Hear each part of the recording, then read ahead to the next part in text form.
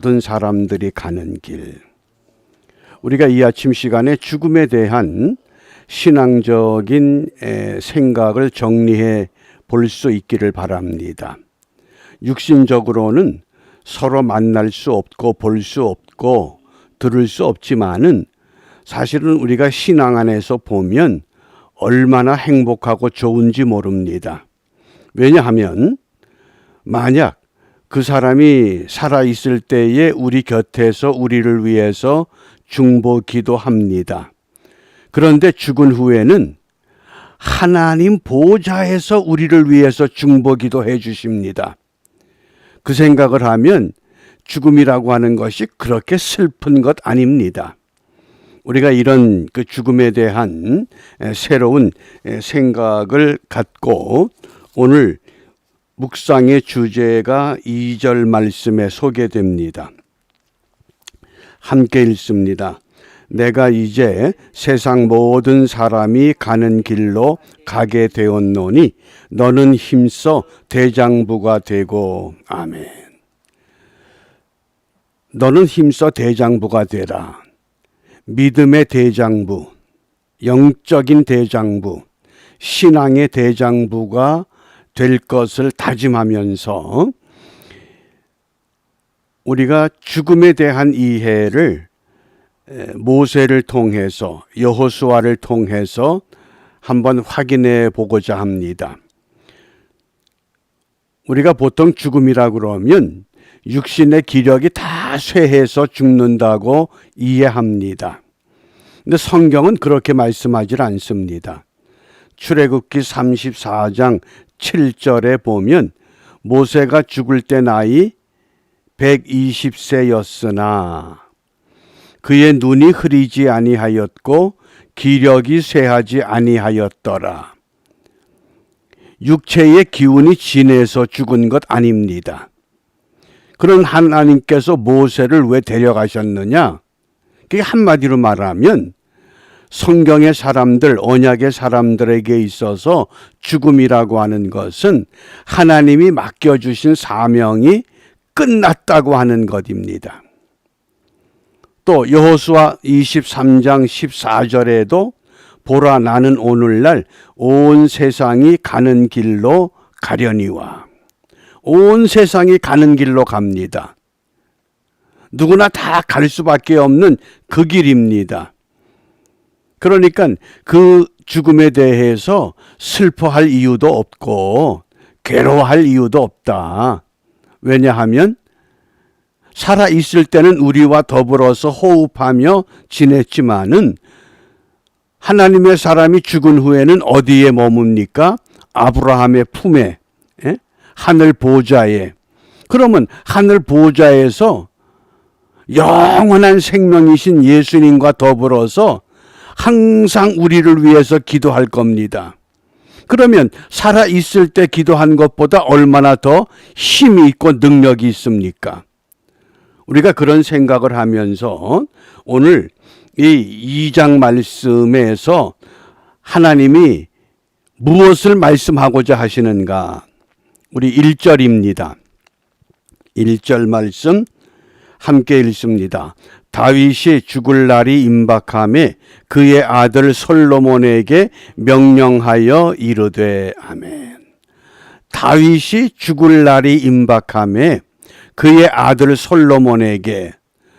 아버지와 아들의 관계입니다. 아버지가 아들에게 명령하면 아버지가 아들에게 말하노라 이렇게 표현할 수 있습니다. 그런데 성경은 다윗이 죽을 날이 임박하매 그의 아들 솔로몬에게, 다윗 왕이 솔로몬 왕에게 말씀한다 그 뜻입니다.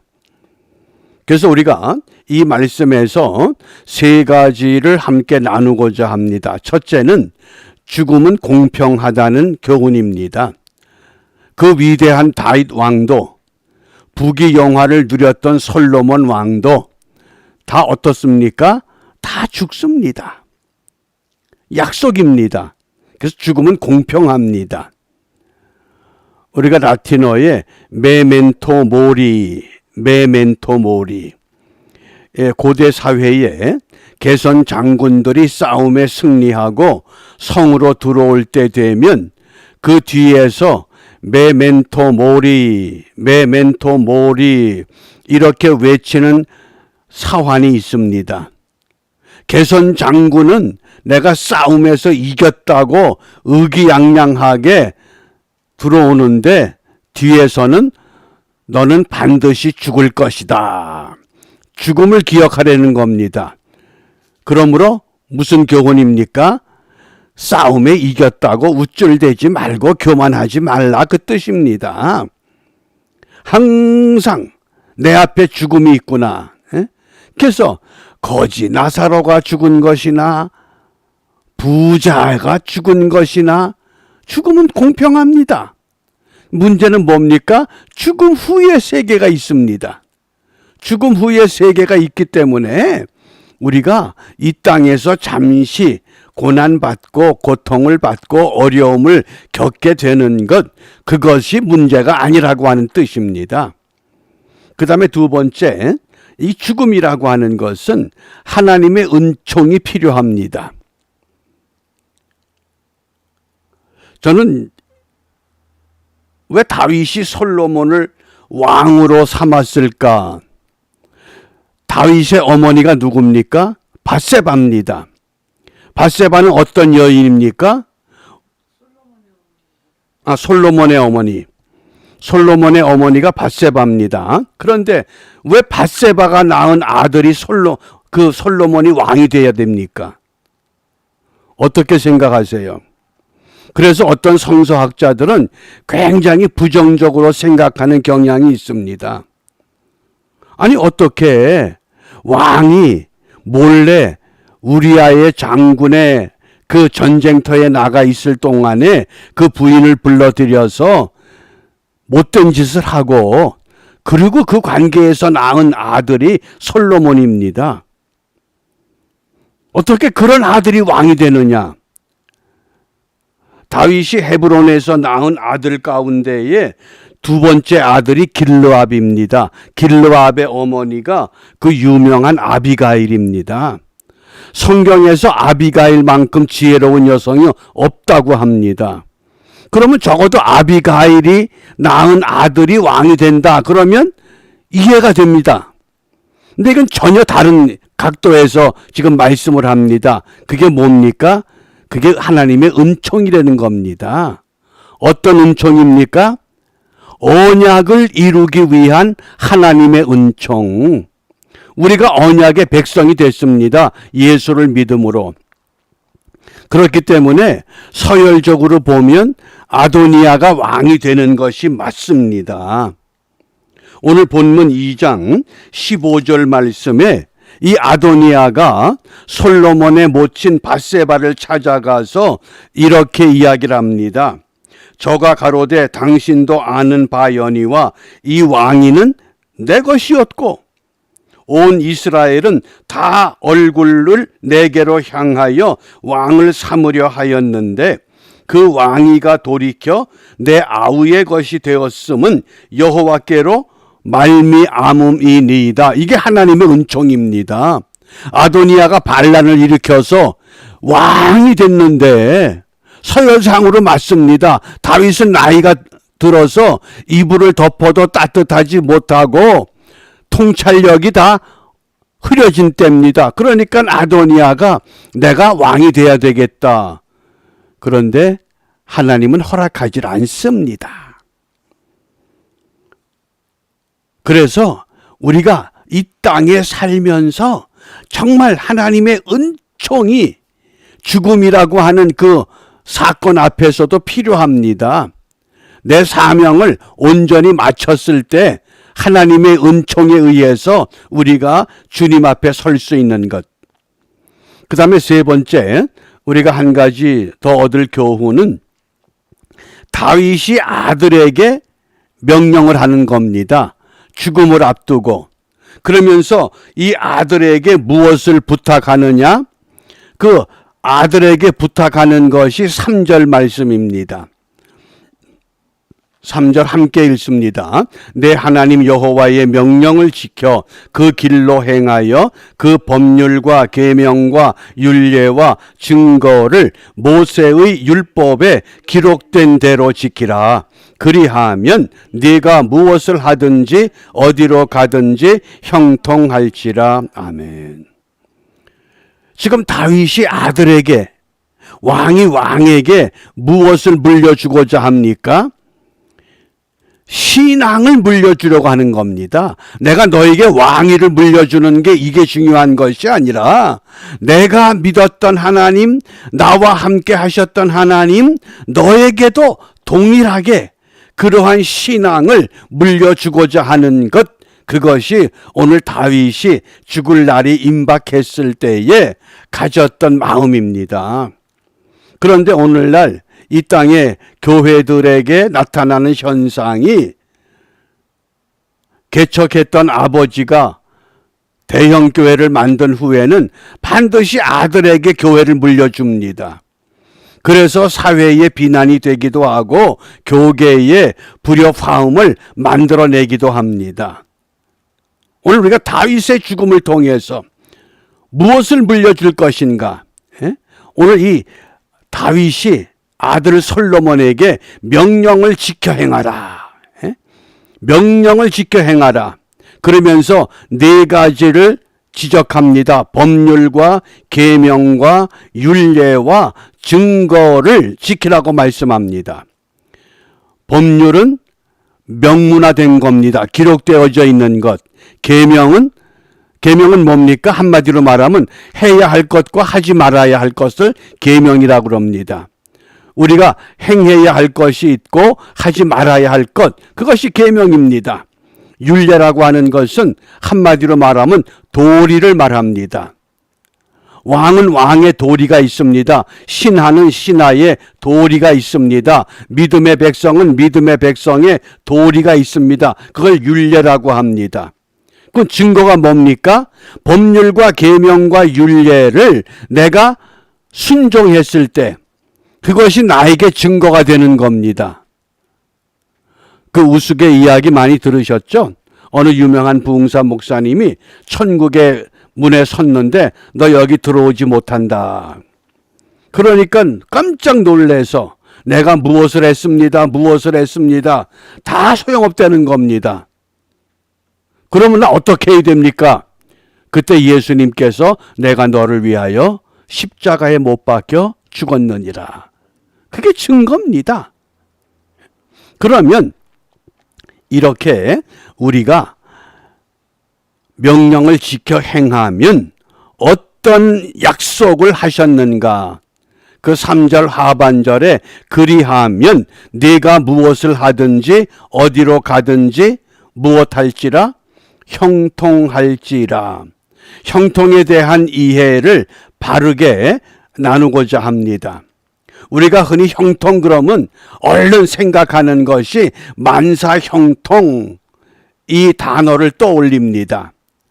모든 하는 것마다 다 잘 되고 모든 것들이 뜻대로 이루어지는 것, 우리가 그것을 형통이라고 생각합니다. 그런데 성경에서 말씀하는 형통은 그런 만사 형통이 아닙니다. 여기 형통이라고 하는 히브리 단어가 타스킬입니다. 타스킬. 한마디로 말하면 지혜롭게 행한다, 그 뜻입니다. 꼭 기억해 주시기 바랍니다. 우리의 자녀들이 형통한 자녀로 살아가기를 원합니까? 그러면 시험을 치면 합격하고 또 회사에서 기업에서 승진하고 그게 형통이 아닙니다. 타스킬이라고 하는 것은 지혜롭게 행하는 겁니다. 그래서 너희 중에 지혜가 부족하거든 누구든지 후히 주시고 꾸짖지 아니하시는 여호와 하나님께 구하라. 지혜를 구하라 그랬습니다. 지혜 주십시오. 지혜 주십시오. 그러면 어떻게 해야 됩니까?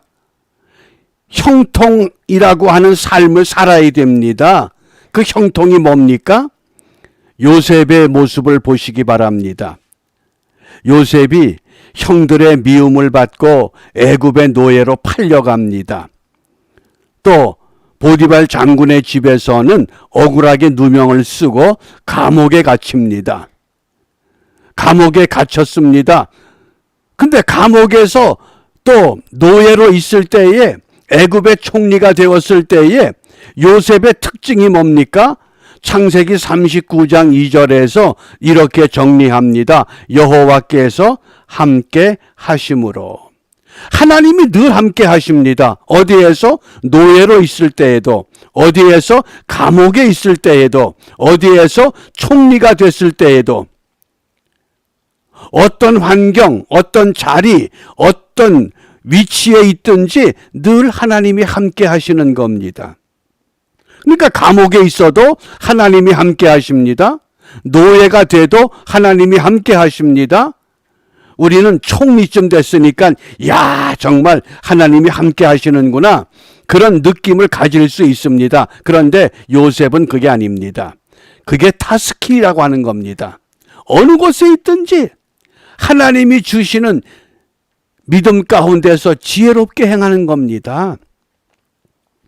그것이 형통이라고 하는 의미입니다.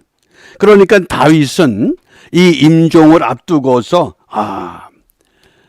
내가 참 골리앗을 때려 눕힐 때에는 모든 백성들이 사울이 죽인 자는 천천히요 다윗이 죽인 자는 만만이로다, 얼마나 어깨가 으쓱했겠습니까? 그런데 그게 아닙니다. 사울 왕의 사위가 되기도 했고 사울의 미움을 받아서 여러 차례 죽을 고비도 넘깁니다. 도망다니면서 참 정처 없는 삶을 살기도 합니다. 그런데 늘 한 가지 뭐가 있습니까?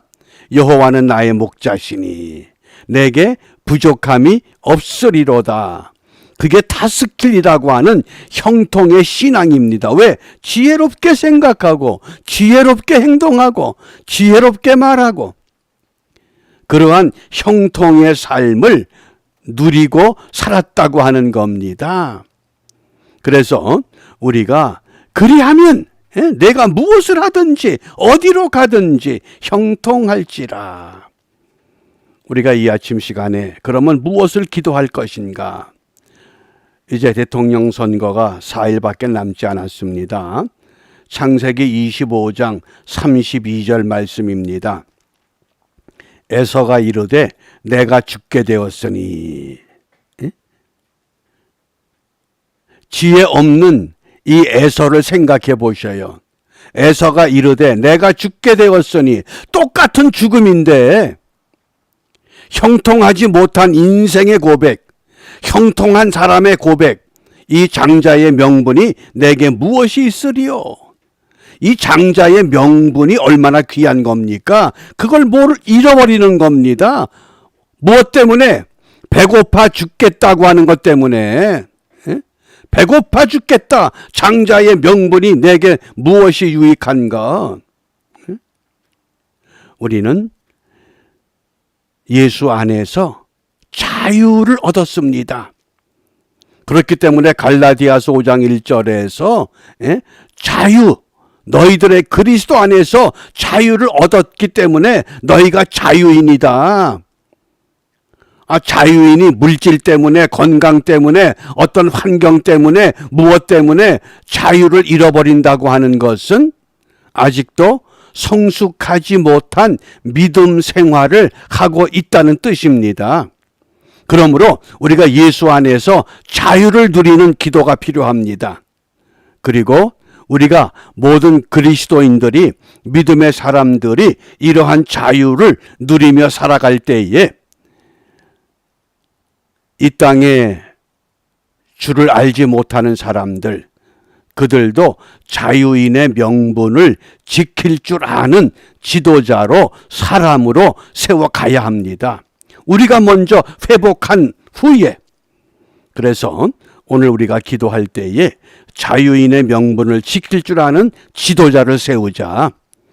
그리고 우리는 예수 안에서 자유를 누리며 살아가자. 이런 은혜를 함께 기도하며 오늘도 이 다윗과 같은, 정말 우리 모두가 다 언젠가는 하나님의 부름 앞에 설 터인데 그때에 내가 내 자녀들에게 무엇을 남겨줄 것인가? 온전한 믿음, 형통을 위한 참다운 지혜로운 삶, 우리가 이것을 함께 실천함으로 주님께는 영광이 되고 우리 자신들에게는 기쁨과 보람이 되고 우리를 바라보는 사람들에게는 행복한 웃음을, 행복한 미소를 줄 수 있는 복된 하루가 이루어질 수 있기를 바랍니다. 기도합니다. 지금도 살아계셔서 하나님의 백성들과 함께 하시며 너희들이 어느 곳에 있든지 주와 함께하며 주와 동행하는 믿음의 삶을 계속하기를 원하십니다. 우리 주님의 사랑과 은혜는 변함이 없건만 우리가 이 땅에 머물면서 때로는 우리의 환경 때문에, 우리의 육신의 문제 때문에, 우리의 주머니의 사정 때문에, 우리의 어떠한 것 때문에 주님이 함께하지 아니하는 이러한 부정적인 삶을 취할 때도 많이 있었습니다.